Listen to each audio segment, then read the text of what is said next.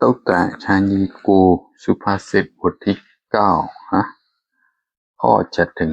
12คนในการสันนิကိုดูดูว่าလေ့လာရအောင်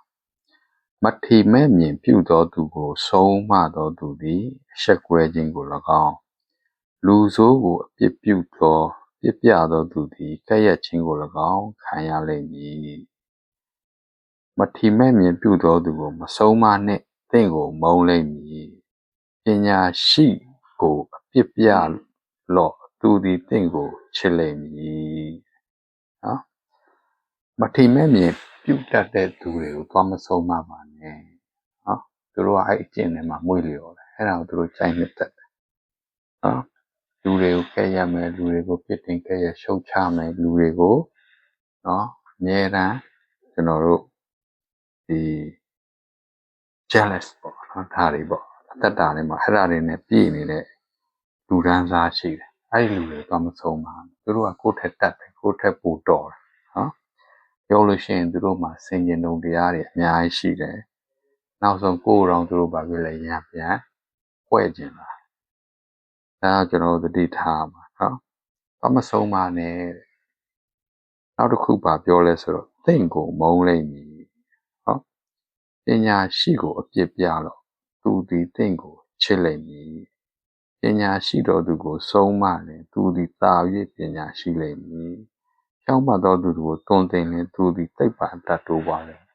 ပညာရှိကိုတွင်တင်တယ်ဆိုတော့ဘုရားသခင်ကိုတကယ်ချစ်ကြောက်ယူသေးတဲ့သူဟာပညာရှိဖြစ်တယ်အဲ့လိုလူမျိုးလမ်းလွဲသွားတယ်နော်ဘုရားနဲ့ဝေးသွားတယ်အဲ့လိုလူတွေကိုကျွန်တော်တို့ကအေးချဘုရားနိလန်းနဲ့မှန်ကန်အောင်သူတို့ကိုတွင်တင်လမ်းပြတဲ့အခါမှာအဲ့လူတွေကနာခံတယ်နော်ဒါကြောင့်မလို့ခနေ့ကျွန်တော်တို့လူတွေကိုသွားပြီးပြောတဲ့အခါမှာဘယ်လိုလူမျိုးကနော်ကောက်ကျစ်စင်းလဲတယ်ဘယ်လိုလူမျိုးကစိတ်ဓာတ်ပြင်းထန်တယ်အဲ့ဒီလူတွေကဆုံးမလို့မရတော့သူတို့လိုချင်တဲ့တတ်မှတ်မှုတွေမှာပဲသူတို့အသက်ရှင်တတ်တာဖြစ်တယ်ဒါကြောင့်မလို့အောက်မှာဗာပြောလဲအကြောင်းမူကားငါ့ကိုအမိပြု၍သင်သည်နေ့ရက်ကာလအသက်အပိုင်းခြားနှစ်ပေါင်းကာလထိုးပွားလိမ့်မည်။ဒါကြောင့်လည်းကျွန်တော်တို့ဘုရားသားသမီးတွေကဘယ်သူ့ကိုပဲအမိပြုရမလဲဆိုတော့ဘုရားသခင်ကိုအမိပြုခြင်းဖြစ်တယ်။ဘုရားသခင်ကိုအမိပြုပြီးဘုရားနဲ့နေ့စဉ်အသက်ရှင်ရှောင်လန်းခြင်းဘုရားနဲ့အစပြုခြင်းဘုရားသခင်နဲ့တွာလာခြင်းကကျွန်တော်အသက်တာမှာဘာတွေဖြစ်လာမလဲ။နေ့ရက်ကာလအသက်ပိုင်းခြားနှစ်ပေါင်းကာလတိုးပွားလိမ့်မည်။ဟာလေလုယာ။အသက်တိုးခြင်းနဲ့အသက်ရှည်ခြင်းရဲ့လျှို့ဝှက်ချက်ကဘုရားကိုအမိပြုခြင်းပေါ်မှာလည်းမူတည်တယ်။တချို့အသက်တိုးတယ်အသက်တွေငယ်ရွယ်နဲ့တည်သွားကြတယ်။ဘာကြောင့်လဲဆိုတော့လျှို့ဝှက်ချက်က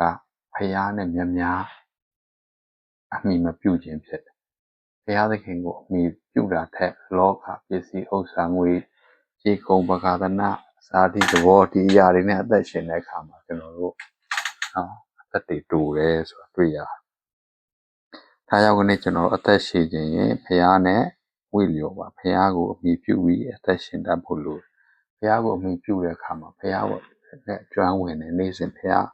သခင်ရဲ့ဝိညာဉ်အစာဖြစ်တဲ့နှုတ်ကပတ်တော်တွေကိုစားမယ်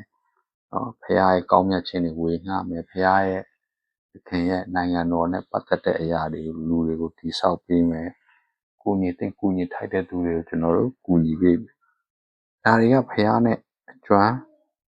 ဝင်ခြင်းတွေပဲဖြစ်တယ်နော်နှစ်ပေါင်းကာလတိုးပွားလိမ့်မည်သင်သည်ပညာရှိလင်ကိုယ်တိုင်အကျိုးကိုခံရလိမ့်မည်မထီမဲ့မြင်ပြုလင်ကိုယ်တိုင်